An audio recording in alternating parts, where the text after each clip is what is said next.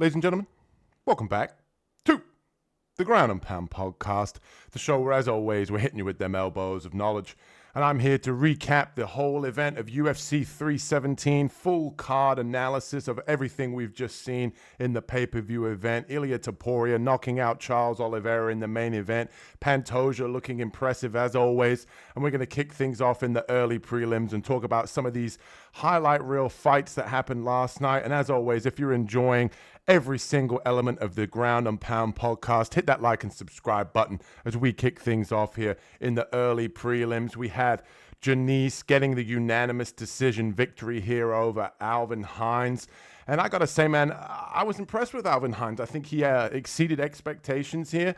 I wasn't that high on him coming in using his wrestling. I don't think he sets up the wrestling very well. Diniz was able to win the first 2 rounds with his striking, but he really gassed in the third. He had nothing left to give. And Hines was an absolute dog. He just showed the toughness, his obviously his 14 years in the prison cell that he talked about, or that they talked about on his walkout, proved to show his toughness. He went out there and he exceeded expectations in my view. And I was texting Carlos in this one, and I was saying, I think that Hines would probably beat guys like Hamdi Abdul Wahab. I think that he would have a competitive fight with guys like Muhammad Usman. I think that the UFC needs to sign this guy. He at least has an entertaining style. The heavyweight division has always been very poor. I'd love to see this guy get an opportunity here. He's a fun fan favorite here in terms of, on the regional scene. You could hear some of the guys, some people chanting his name and things like that. I'd love to see Hines get a little bit more of an opportunity inside the UFC octagon here. But Diniz obviously proved to be a little bit too much for him, especially on short notice. The higher level kickboxing, the higher level striking, you could see that Hines didn't really have the skill set to be able to set up his strikes. And Diniz was looking for that check left hook. The jab hit him a few times and really busted up the face of Hines. But overall, I thought that the impressive style here of Hines, the fan favorite, it won me over. I'd like to see him at least fight a few of the lower level heavyweights to give him an opportunity inside the UFC. Diniz has never really impressed me. I've never really been that high on him. I don't see the high level credentialed striking that they keep talking about with the world level kickboxing. And his takedown defense sucks, as we know. I just don't think that Hines had the entries on the wrestling to be able to exploit that. But ultimately, we kick things off here. 2 picks for me and Carlos, correct. And pretty much the striking was what got it done. Busted up the face of Hines. But I'm not really high on Diniz moving forward any more than I already was. And next up, we had this post-fight interview made me laugh, but we had Jacobe Smith getting it done. 2nd round rear naked choke here on Niko Price, the savvy veteran inside the UFC. And there was a little bit of an old shit moment, I think, for a few UFC fans here. Smith coming in as a huge favorite. I think by the time the fight closed and the fight was about to start, he was something like minus 2,500. They said he was the biggest UFC favorite ever. I don't know if that was actually true, because I'm pretty sure I've seen bigger numbers in Bo Nickel fights, but whatever. Huge favorite coming in, and he had to face a little bit of adversity, and there's nothing wrong with that, especially for a young guy in his career. Coming into the UFC is a big step up in competition from the regional scene, from Dana White's Contender Series, etc., etc. So I think it's good that he was able to face and overcome some adversity here. He did go for the takedown early. He did mix in the grappling, which obviously we know his high-level wrestling that he's got. Former junior national champion, junior college national champion, Division I wrestler out of Oklahoma State, like we talked about on the full card breakdown. He used all of that. He's got fantastic ground and pound. I love how he mixes in the ground and pound and doesn't just try to lay and pray, even though he is a good wrestler.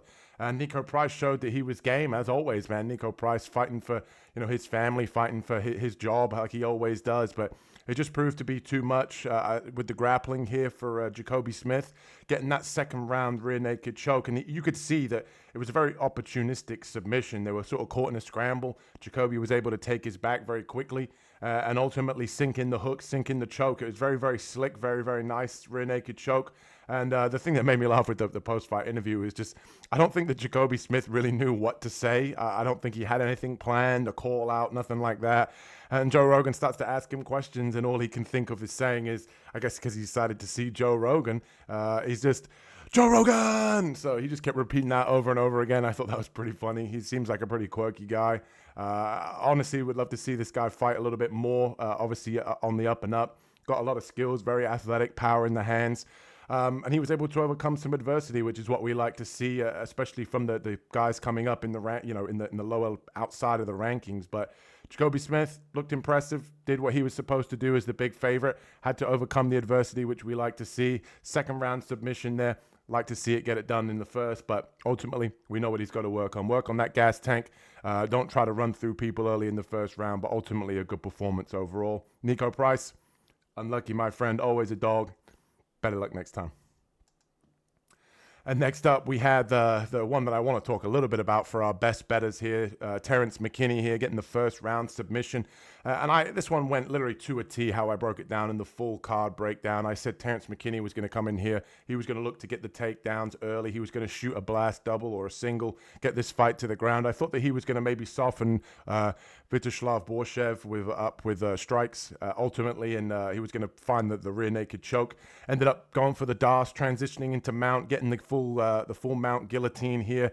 And I was surprised that Borshchev didn't actually tap on the initial submission attempt, whether it was the DAS or the Anaconda, I can't remember. But I was surprised he didn't tap. Ultimately, he ended up not being able to withstand the guillotine from full mount. But on our best bets for one of our props, we had Terrance McKinney first round submission sitting at plus 450. If you missed it, that was a great opportunity there to get some dollar down on the way that Terrance McKinney always likes to get it done, quick and fast early in the first round, either by knockout or submission. I knew due to the grappling deficiencies here with Borshchev that he was going to mix in takedowns here and ultimately look for the submission. It went literally to a T how I was able to pick this one. Happy that he got it done. And I think Borshchev needs to be careful, man. He's on a losing streak now. Tom Nolan, now Terrance McKinney, obviously fighting for his job in his next fight. He is a credentialed kickboxer, but can't keep the grapplers off of him. And pretty much Terrance McKinney doing what he always does, finishing people in the first round. Always exciting and living up to the name, the T-Rex, man. But those arms were definitely long enough to be able to cinch in this choke. And happy for him to get it done. I do like watching Terrance McKinney, always a fan favorite. Good to see him getting it done here. Impressive performance. Exactly how we, pretty much how we wrote it. So happy to make some money from that one. And next up, we had, well, I'm calling this one the UFC 317 housewives of the card here. This one was kind of a boring one. I mean, it wasn't necessarily a bad fight. I think Cortez showed that she was levels above in terms of the wrestling and the grappling and the top control. But the housewives of 317 didn't really deliver in terms of a banger here. Technical performance for sure. Araujo was able to have success early in the first round. She went, I think she mixed in the grappling early in the first. She was able to get top position or at least switch the position and reverse Cortez to have some success. But that was pretty much the only success she had in this fight. She looked to continue that grappling throughout the whole entire fight, Cortez. And what I did like as well was in the third round when she was able to get top control, she was looking to finish the fight throughout, constantly throwing elbows, constantly throwing damaging shots in transitions on the ground.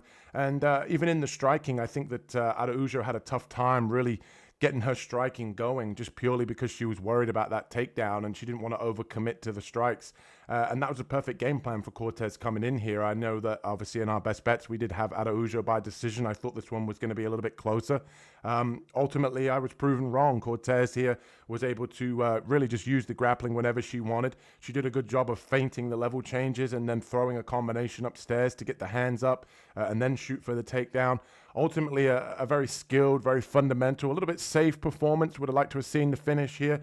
She did spend so much time in dominant positions, but ultimately Cortez here was able to get it done with the grappling and just show that she can also mix in the striking as well. For Araujo, man, 38 years old, I believe she's on a 2-fight losing streak now, I want to say. Again, maybe fighting for a job in her next fight. She's not a bad fighter, but out-grappled here by a woman that I think she probably thought that she was going to be the better grappler coming in. But hats off to Cortez here, the housewives of 317, putting on a little bit of a stinker, but Cortez getting it done. And next up, man, we got to, for all of the gloating I do with Terrance McKinney, I got to eat some humble pie here. Dog of the week, Hyder Amil. Unfortunately, all dogs go to heaven, and that's where pretty much Hyder Amil went to with the knee up the middle. Jose Delgado came out early, both guys coming out aggressive. Hyder Amil was able to kind of throw Jose Delgado to the ground. I thought he was going to jump on top there and maybe get some top control. Delgado did a fantastic job of keeping his feet moving and scrambling here to get back to his feet. And ultimately, there was a clinch here very early in the first round where Delgado kind of threw I think it was a right hand and then threw a knee up the middle, landed perfectly to the flush to the chin of Hyder Amil. And you can see from the images on your screen, he put the dog down, knocked him out. And Hyder Amil, man, he is tough as nails. It just goes to show, man, this is his first professional loss. Now 11-1, was 11-0 coming in. The second that he hit the ground, he did go limp. It was a good stoppage. I have no problem with the stoppage whatsoever. Hyder Amil jumps right back up afterwards, tries to keep going. He obviously staggered because he was unconscious and kind of fighting the equilibrium there. But he did a good job of being able to try to, show his toughness. There's no doubt that Hyder Amil is an absolute tough son of a bitch. But Jose Delgado, man, impressive striking. He did a fantastic job of being able to time that knee on a shorter opponent. And hats off to him, man. It was an impressive performance. Now 2-0 inside the UFC. No hate, just congratulate. But I will say, Dog of the Week, man, has been cursed recently. I think we've had some really kind of unfortunate, decisions not go our way, or performances not go our way.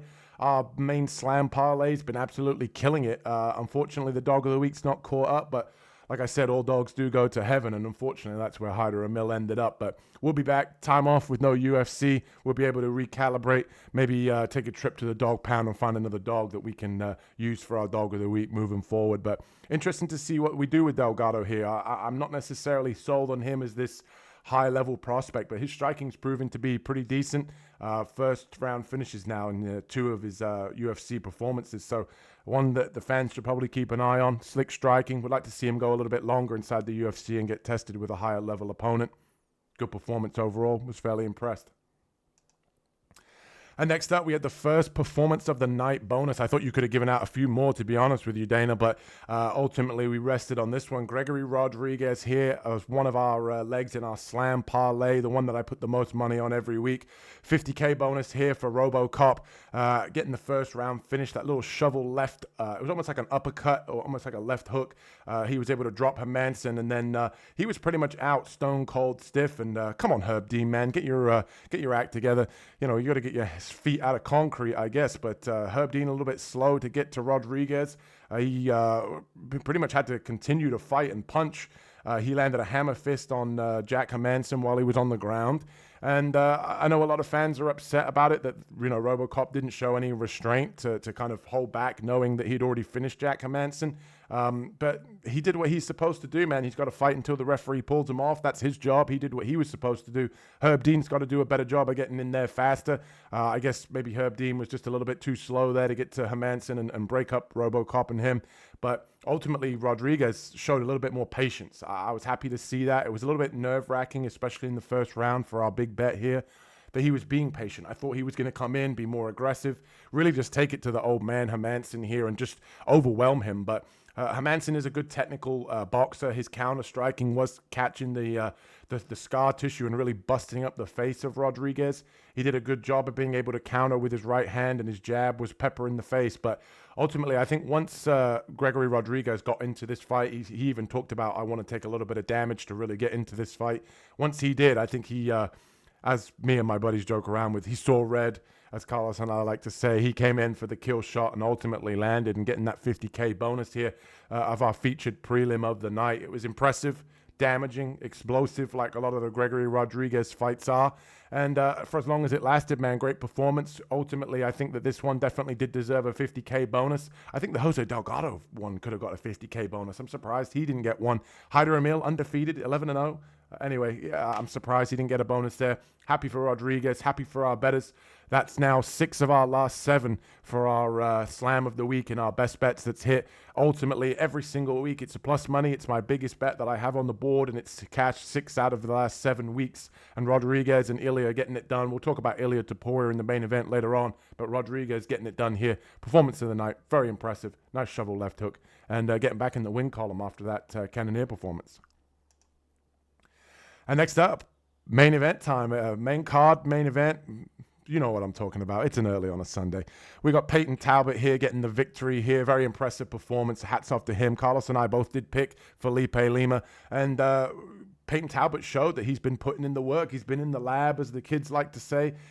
His takedown defense is no longer mid, as they say. But yeah, he showed that he's been working. He's been in the lab. He's been showing that he knows where his skill sets lie and what the things that he needs to work on. And that weakness was his grappling and was his takedown defense. And Felipe Lima, I think it kind of caught him by surprise at how good Payton Talbott's takedown defense and ultimately his grappling and top pressure had become. He's obviously been working diligently on that, and he showed it in this fight. I know after the first round, Felipe Lima went back to his corner and said something about how powerful Payton Talbott's strikes feel to him, which is kind of a crazy thing I thought to say, considering that he is 14-1, fought a lot of high-level guys. That I was surprised that he sort of highlighted that to his corner. So Payton Talbott definitely hits hard, no doubt about that. Stalking on the feet, mixes in the kicks very well. He had a nice spinning hook kick that landed, which was beautiful to the head of Felipe Lima, I want to say, in the second round. And another thing I noticed about Payton Talbott, too, is he just doesn't even look like he gets tired in there. Like, even after the third round, he's getting the takedown. He's beating the guy up. You know, he's constantly pressuring forward the whole entire fight. And then in the post-fight interview, yeah, he's sweating a little bit, but he's not out of breath at all. He looks like he could go more than 3 rounds easily. And it'll be interesting to see moving forward if he can get a win streak going, maybe for a 5-round main event, if he can build some hype. And he's clearly been working on that wrestling. So happy for Payton Talbott here. Happy to see that he was able to get back in the win column. I think he's very talented. He was an underdog that did cash this week. Maybe should have looked at him for the dog of the week. But I was just surprised at how much his takedown and his grappling had improved against a guy like Lima. I think Lima's wrestling isn't necessarily his strong suit. I think maybe he's a little bit more of a pure BJJ guy that can take you back, but ultimately it proved null and void here against a guy like Payton Talbott, who's clearly been working on his skill set. And in the striking, he obviously hit a lot harder. Felipe Lima, I would like to have seen him go a little bit more to the body and then come upstairs. He was having success with the hands. His corner even said, trust your striking. I don't think he trusted it here against Payton Talbott, maybe because he was worried about the power. But ultimately, a fantastic fight to kick off the main card. Impressive performance here from Payton Talbott. Good to get back in the win column. But I don't think either guy's stock was really hurt from this one. I thought this fight was great. I'm a big fan of both guys, and it'd be interesting to see what they do moving forward. And next up, we went from young to old. We have the battle of the old men. And as Moicano said on the press conference, only one guy can be the old guy here. And unfortunately, Beneil Dariush is that old guy. The retirement castle fight here between two savvy vets. And Moicano came out. He had a good first round. Ultimately, he was able to I think Beneil Dariush was probably winning the first round. Let me know in the comments section if you guys agree. I think Beneil Dariush was winning the first round up until he got dropped. And then the fight kind of turned there at that point. Moicano was able to win and kind of clinch that first round purely with that drop that he had with that straight right hand. Beneil Dariush went down like an absolute sack of shit in that first round. I thought it was probably going to be over. He was able to survive. And Dariush showed a lot of toughness, man, at 36 years old, being knocked out in his previous 2 fights. Some people might have thought he was chinny. They might have thought that was it. Well, Dariush proved them wrong. He came out in the second round and got right back to work. Moicano was tired.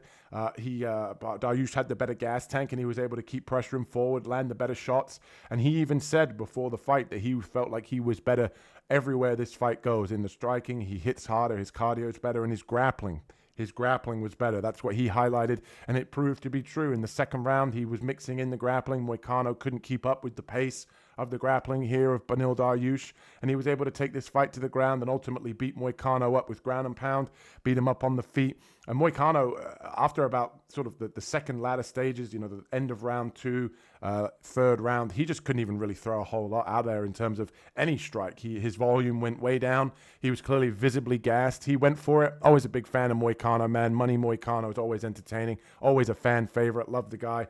But Beneil Dariush showing that, he's still a guy to watch in this division. He might be old, but he's still very skilled, unorthodox striking, but can still get it done with the grappling here. And he was able to pull out the victory, come behind victory against Moicano here. Happy for him to get it done, get back in the win column. But Moicano, man, I guess you're the old dog now, so hopefully you can get back in the win column here. Fan favorite as always. Pretty good fight as well for how a lot of people I don't think necessarily had this one highlighted as a fight to watch out for on the main card, but this one delivered as well. And speaking of delivered, man, if you missed this one, this was arguably, this is probably one of the best fights I've seen in a long time. This one was performance of the night, fight of the night. you name it, the night. This was the night. This was the one that stole the show. UFC 317, fight of the night for sure. Joshua Van getting the unanimous decision victory here against Brandon Royval.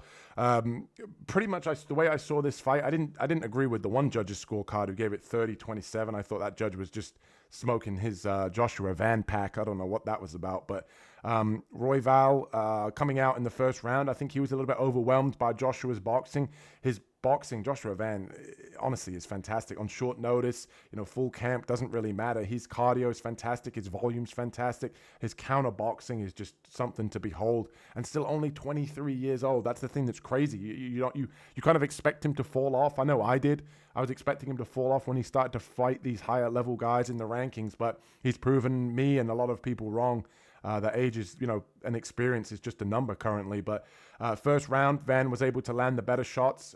He didn't drop Royval. Royval was kind of stinging him with a lot of, little shots, teeps to the gut, throwing the jab out there, just kind of touching, getting the volume out there. But all of the big shots were landed by Joshua Van in the first round. He was able to kind of throw a 1-2 out there that really kind of got the attention of Royval, got the crowd into it. Second round, Royval knew that he needed to come out and win the second round, which I think he did, which is why I had the problem with the one judge's scorecard. But he put way more volume out there. I want to say it was something like 83 strikes, significant strikes in the third round. He outlanded Van by about 33 strikes, significant strikes. Fantastic job to show toughness here from Royval. And was able to win the second round, in my opinion. But ultimately, the third round was what decided it. And there was a big moment in the latter stages of the third round. Joshua Van was able to throw a counter right hook, landed flush on Royval's chin, dropped him with about, I want to say it was like 30 seconds left to go. And I think that was what's really sealed it for him here, ultimately 29-28. But one of the judges gave all 3 rounds to Joshua Van. I just don't see that at all. I think that's a terrible scorecard. But ultimately, it didn't matter. I agreed that Joshua Van won 29-28, rounds 1 and 3. And both guys, obviously, this was... If you want to go back and watch one fight, this is the one. This one was, I think, probably the best fight of the year. This one was definitely a fan favorite. This one really got the card and people interested. This one really delivered. Hats off to both guys. $50K bonus for both guys for fight of the night. Unfortunate for Royval, that obviously this was a title eliminator, according to Dana in the press conference. Unfortunately for Royval, he wasn't able to get it done here. But Joshua Van, man, is just shown to be fucking tough. Fantastic boxing, good takedown defense, fantastic cardio, and he's just lived up to the expectations here, I guess in his own mind, because I don't think people even saw this coming. So he's looked fantastic. Very, very impressed with him. Great fight. Definitely check this one out if you get a chance. But hats off to Joshua Van, man, for getting it done and just proving, that the younger guys can still get it done, and they don't necessarily need the experience and the long list of high profile fights. They can just come into some divisions and just take over, and especially a division like flyweight here. Like we're talking about a division here that's usually stacked full of absolute killers, and he's just going through and running through them all. This guy's tough. I'm a big fan of Joshua Van after this fight, as you can probably tell. And that brings us to the co-main event. And if you haven't already, hit that like and subscribe button as we talk about the impressive performance here from Pantoja, man. This guy is just, I thought, what's that, 4 title defenses now? The guy is just an absolute animal. And it's so crazy to me as well, because I know I did pick Pantoja.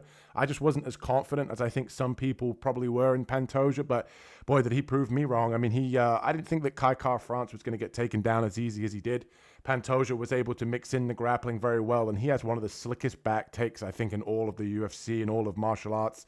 He is just an absolute animal when it comes to trying to take your back. He gets the hook in, he gets the body triangle in. He just absolutely dogs people in that position. And once he gets your back, that's it. You have to defend, you have to defend that neck, because that's what he's ultimately looking for. And he just wears people out. He can get to that position so well. We saw in the Alex Perez fight, he was able to get his back very quickly and ultimately choke him out. And he's just a quick starter, man. But he's quick starter that also can keep that pace up for 5 rounds. And he's ever impressive.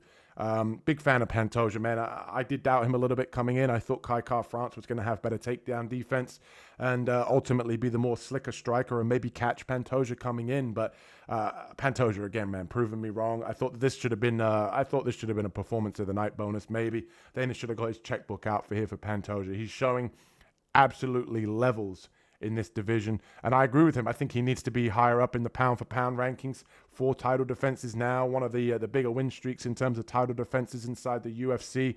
And I don't even know. I mean, I'd love to see this fight against him with Joshua Van. It's going to be an absolute banger. I've probably got Pantoja just because he's proven me wrong so many times. But I just thought that Pantoja here looked impressive as always. And that brings us to the main event. And happy in one sense, but sad in another. Obviously, the always fan favorite here, Charles Oliveira, getting knocked out in the first round by El Matador, Ilia Topuria. Just showing, man, that if you conceive and believe, you will achieve, to quote the famous Michael Bisping with the Luke Rockhold quote. But this man is just the epitome, man, of, believing in yourself and, manifesting things. This guy was celebrating the night before the title fight that he'd already won the belt. Double champ status now, performance of the night, knocking out Charles Oliveira like he said he was going to do in the first round. He says he's going to do it. And like Conor McGregor used to say, man, just like Mystic Mac, I predict these things. And he did. And you got to give it to Ilia Topuria, man. Love him or hate him, he does what he says he's going to do. And I feel bad for Charles, man. I mean, obviously I did pick Ilia here for our first, one of our first legs, or our slam parlay, the confident biggest bet that we have on the board. He got it done for us early in round 1. Both guys getting it done early in round 1. But good for the betting, bad for the fan base here of Charles Oliveira. I'm a big fan of Charles. He's my favorite guy inside the UFC. Love Du Bronx, but ultimately it just goes to show, man, that Ilia is the real deal. If you didn't know, now you know. He can mix in the grappling. He can mix in the striking. He even had success early in the fight. I think Charles went for a takedown. He was able to stuff it, get into a dominant position, looked for the crucifix. Charles was able to scramble. They got back to their feet, and that was all she wrote. It was a right hand that actually dropped Charles, and on the way down, Ilia was able to land a left hook, a right hand left hook. Both of them landed, but the right hook already did the damage. Charles was already limp, already falling to the ground. And, man, El Matador is tough, man. And the one thing I did want to talk about before we kind of wrap things up is they had a who's who of the lightweight division contenders in attendance. They had Paddy Pimblett, Justin Gaethje, Arman Sarukian. They showed all of them. Ultimately, my boy Paddy was the one that got the call out. Looking forward to seeing Paddy, the baddie Pimblett, against Ilia Topuria. Bad blood between those two before this fight. They've obviously had their differences in the past. I think that's going to be a great fight. Let's set that one up in Spain, UFC. Let's get that one over in the Real Madrid Stadium, the Bernabeu, whatever you want to do. Let's get it done over in Spain. Would love to see that one. And ultimately, man, after the Max Holloway fight, that really proved to me that Ilia was the real deal. I know Carlos has been very, very high on Ilia Topuria for a long, long time.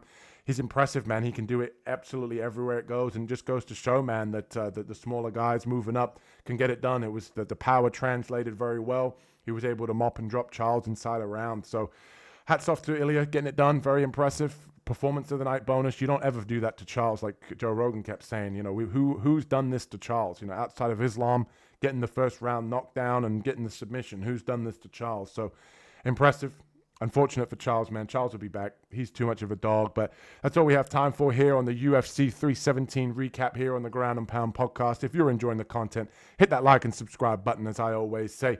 Obviously, as I mentioned, we've got the best bets videos. They've been cashing like no other. We're going to get the dog of the week back on track, and keep an eye out this week. Carlos and I are going to be doing PFL Europe. That's going to be live sometime earlier on this week. And if you're enjoying the content, as I always say, hit that like and subscribe button, and we'll catch you in the next one. What a card, what an event, what a channel this is. Love to hear from you guys. Catch you in the next one. Peace.